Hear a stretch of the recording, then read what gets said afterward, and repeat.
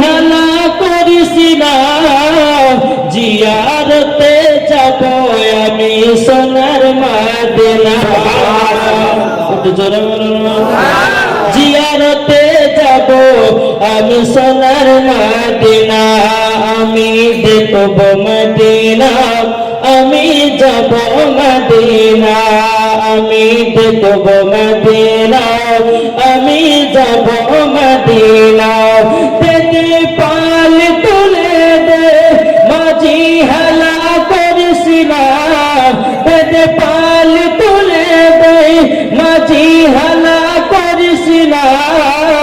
জিয়ারতে যাব আমি সোনার মদিনা। আমরা দেখব মদিনা, আমরা যাব মদিনা। কে কে মদিনা যাবেন হাত তোলেন। কি গো মদিনা যাবেন না? তো হাত তোলেন না। আমার আল্লাহ পাক আল্লাহ তাআলা বলতেছে, ও বাবা বান্দা বান্দিরা, তোমরা যদি আজকে মদিনা যাওয়ার জন্য হাত তুলে নাও, আমার আল্লাহ তাআলা বলতেছেন আমি ওই বান্দাকে আমার নবীজির রওজা বানা দেখায়া দেব। সুবহানাল্লাহ। মদিনা যাবেন না? কে কে হাত তোলেন। যাবেন না বলেছি, সাথে হাত উঠেছে, একবার বলুন না মদিনা কে কে যাবে, হাত তোলেন। আমরা মদিনা সবাই যেতে রাজি, তাই বলতেছে বাবাজি দুনিয়ায় নবী এলো মা আমিনার কোলে, হাসলে হাজার মানি কাঁদলে মমতা ঝরে, হাসলে হাজার মানি কাঁদলে মমতা ঝরে। যার দিলে আছে নবী তার চিন্তা কিছুর নাই, যার দিলে আছে নবী তার চিন্তা কিছুর নাই। হৃদয় মাঝে কাবা নয়নে মদিনা, আমরা দেখব মদিনা, আমরা যাব মদিনা, আমরা দেখব মদিনা, আমরা যাব মদিনা। জোরে বলুন সুবহানাল্লাহ।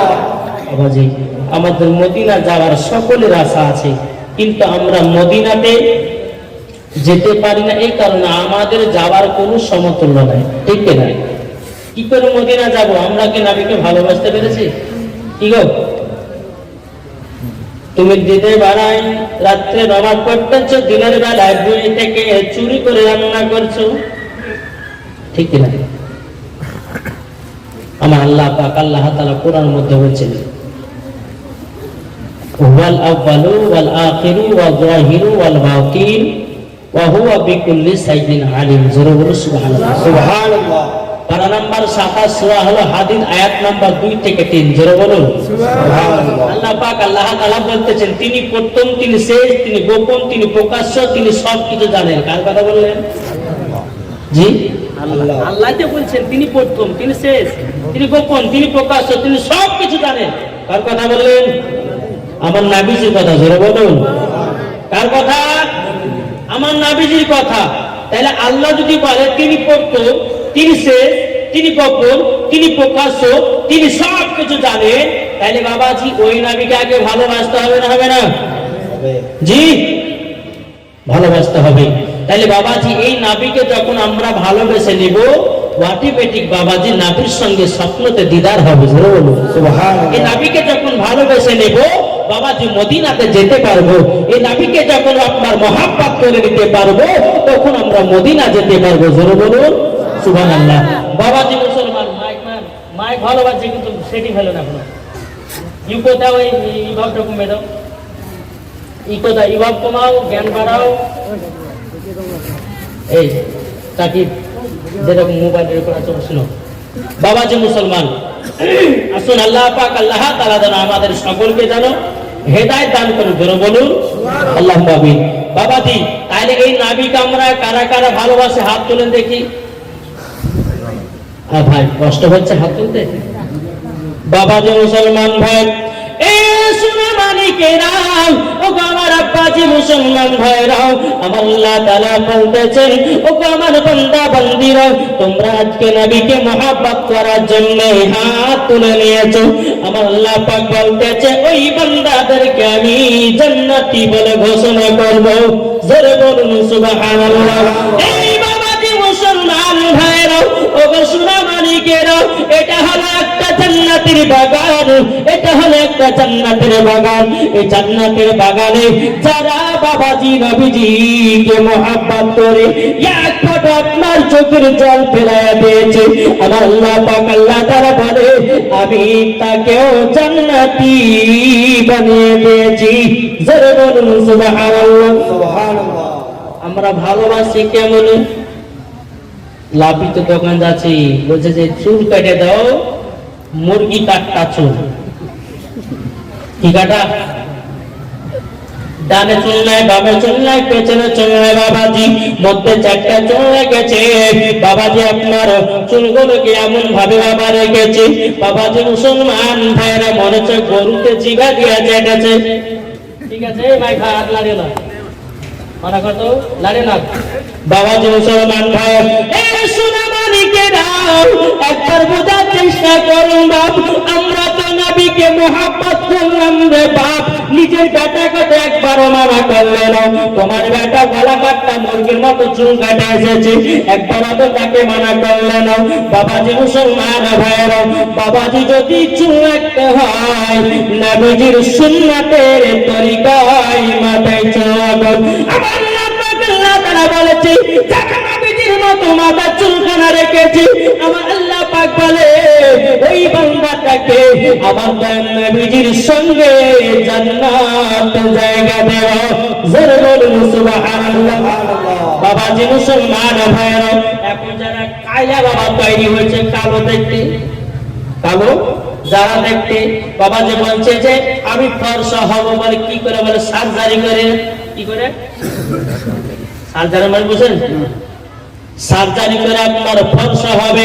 এই বাবা পৃথিবীর সরজমিনে একজন মানুষ ছিল, তার নাম হলো বাবা, কি নাম? Michael Jackson. এত বড় লোক ছিল বাবাজি মুসলমান, তার কাছে একটা না দুটো না, সব সময়তে এনি টাইম 12টা করে বাবাজি ডাক্তার থাকতো। কটা করে? 12টা করে।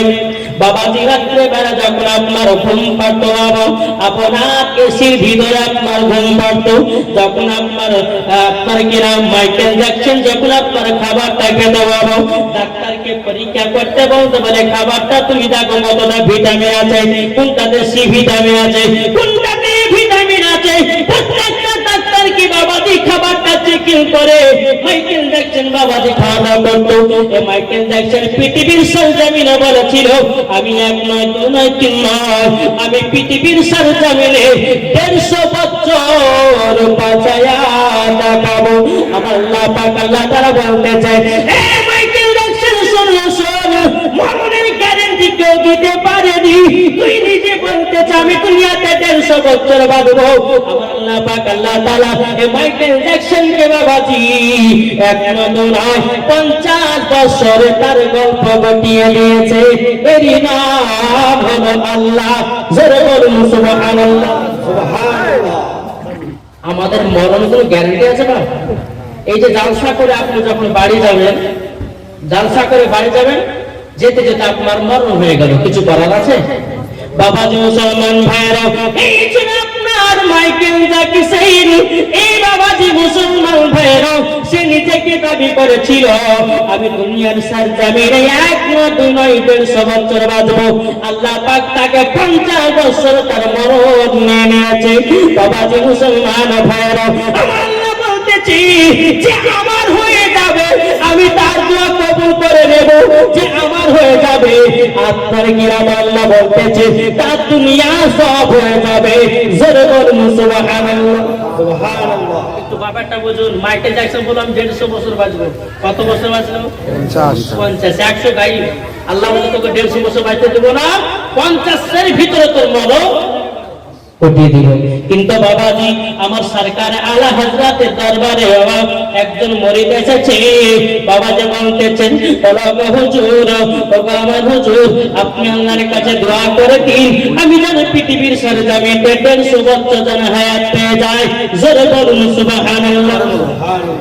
সরকার আলা হযরত তিনি বাবাজি আপনার দোয়া করলেন, বলে আল্লাহ আপনার যদি সত্যিকারে আমি ওলি হয়ে যাই, ওগো রব্বুল আলামিন, ওগো আল্লাহ আপনি বলুন না বলুন না, ওগো আল্লাহ এই মুরিদটাকে দুনিয়াতে 150 বছর হায়াত দান করে দাও। সুবহানাল্লাহ। বাবাজি মুসলমান ভাইরা আল্লাহর ওলি দোয়া করার পরিবর্তে বাবাজি কিনার মুরিদের এক না দু নয় 150 বছর হায়াত হয়ে গেল।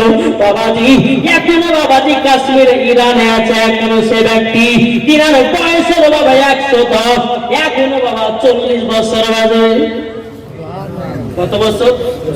40 বছর। আল্লাহ বলতেছে আল্লাহ ওলিদের কথা মিথ্যা নয়, নবী ওনাদের কথা মিথ্যা নয়। জোরে বলুন না সুবহানাল্লাহ।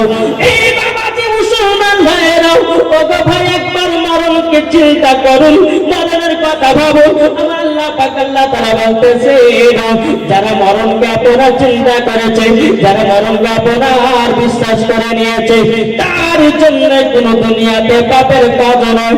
ওই ব্যক্তি মরার পরে সঙ্গে সঙ্গে জান্নাতি পেয়ে যাবে। জোরে বলুন সুবহানাল্লাহ।